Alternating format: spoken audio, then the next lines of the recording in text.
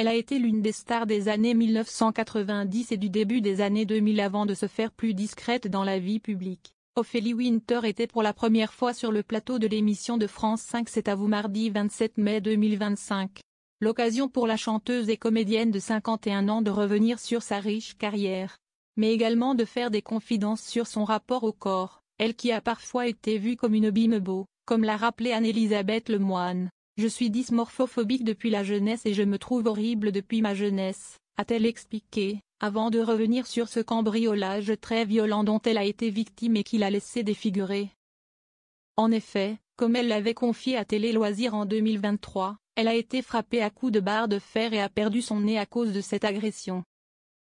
Si celle qui a également connu des problèmes de santé a fait appel à la chirurgie réparatrice, son greffon au nez n'a malheureusement pas pris.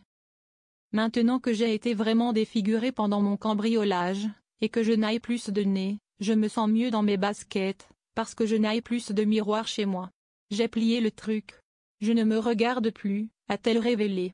Si elle habite désormais dans les îles, Ophélie Winter va bientôt participer à 2 concerts, Star 80 Star 90, la grande battle, qui se déroule les 6 et 7 juin 2025 à la Decathlon Arena de Lille, après avoir plusieurs fois refusé d'y aller. La raison ? Son père, à qui elle ne parle plus, faisait partie des artistes participant à l'événement.